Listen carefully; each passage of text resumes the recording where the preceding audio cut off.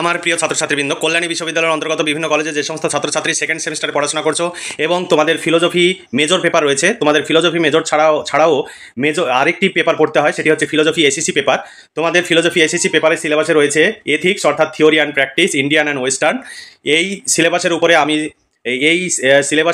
উপরে আমি এর আগে একটি ভিডিও তৈরি করেছি।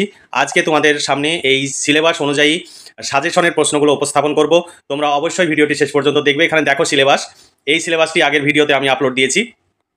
এবার তোমাদের সামনে আমি সেই সাজেশনের প্রশ্নগুলো তুলে ধরছি। দেখো, 5 ও 10 মার্কের প্রশ্নের সাজেশন 2024-25 সেকশন এ ভারতীয় নীতিবিদ্যা বা নীতিশাস্ত্র।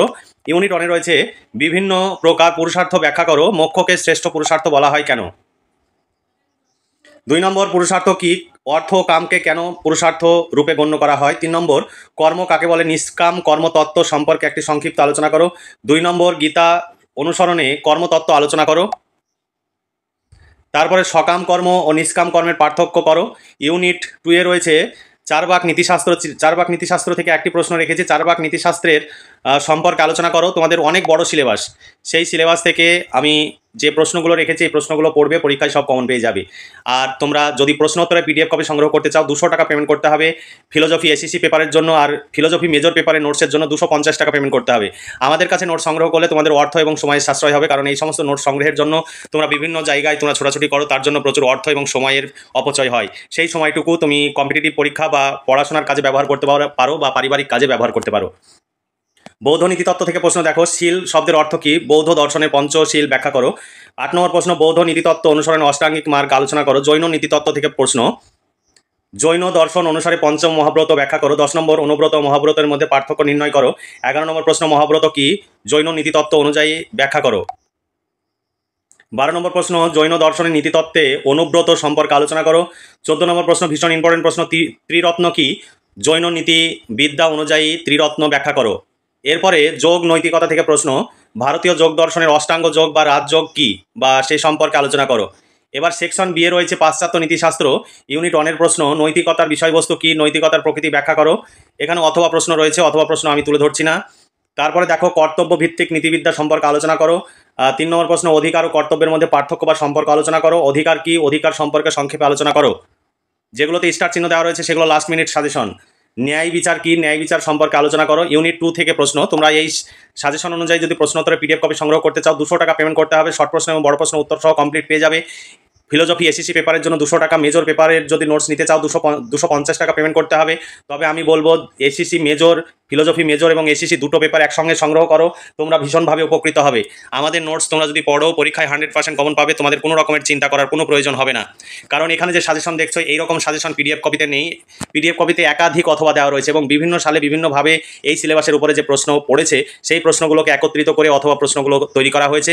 তাই তোমরা দেরি না করে আজই যোগাযোগ করো, তোমাদের আর পরীক্ষার বেশি সময় নেই। যোগাযোগ করে নোটসগুলো সংগ্রহ করে পড়াশোনা করো। ইউনিট 2 এ রয়েছে 6 নম্বর প্রশ্ন দেখো, আত্মহত্যার সপক্ষে ও বিপক্ষে যুক্তি দাও, যুক্তিপূর্বক ব্যাখ্যা করো।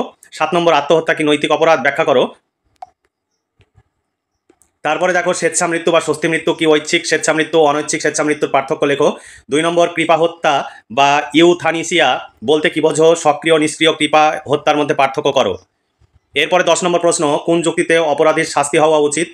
11 নম্বর প্রশ্ন, প্রাণদণ্ড বা মৃত্যুদণ্ড কি সমর্থনযোগ্য, তোমার উত্তরের সপক্ষে যুক্তি দাও।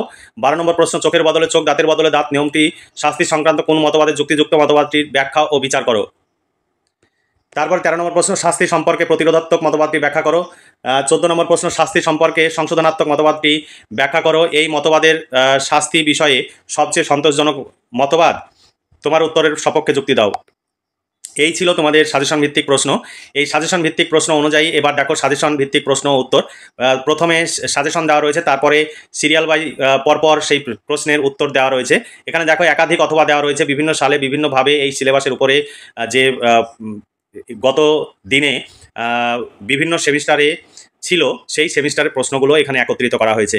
তাই তোমরা দেরি না করে আজই নোটসগুলো সংগ্রহ করো এবং এখন থেকে পড়াশোনা করে পরীক্ষার জন্য প্রস্তুতি নাও। তোমাদের আর পরীক্ষার বেশি সময় নেই, তোমরা পরীক্ষায় 100% কমন পাবে। শর্ট প্রশ্ন এবং বড় প্রশ্ন উত্তর সহ কমপ্লিট পেয়ে যাবে। এসিসি পেপার 200 টাকা আর ফিলোজফি মেজর পেপার 250 টাকা। এছাড়া এমডিসি পেপার তোমাদের যদি আমাদের যে নোটসগুলো তৈরি করেছি তার মধ্যে যদি থাকে তাহলে 150 টাকা।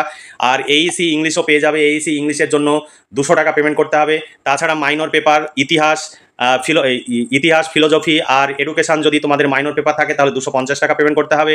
বাংলা এবং রাষ্ট্রবিজ্ঞান যদি তোমাদের মাইনর পেপার হয় তাহলে 200 টাকা পেমেন্ট করতে হবে। প্রতিটি পেপারের জন্য যে নির্ধারিত মূল্য রয়েছে সেই মূল্য পেমেন্ট করে তোমরা নোটসগুলো সংগ্রহ করো এবং পড়াশোনা করে পরীক্ষার জন্য প্রস্তুতি নাও।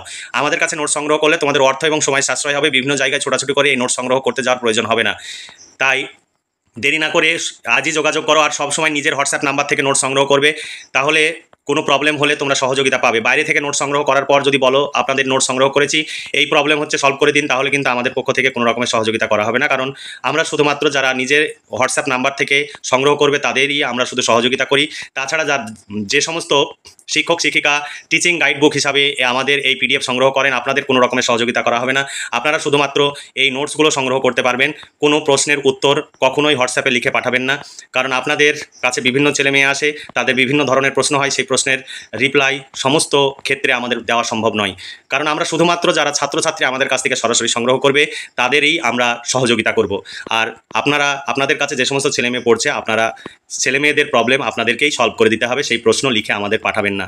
এর জন্য আমরা ভীষণভাবে সমস্যায় পড়ে যাচ্ছি, কারণ আপনারা একসঙ্গে 5টি 10টি করে প্রশ্ন লিখে পাঠাচ্ছেন।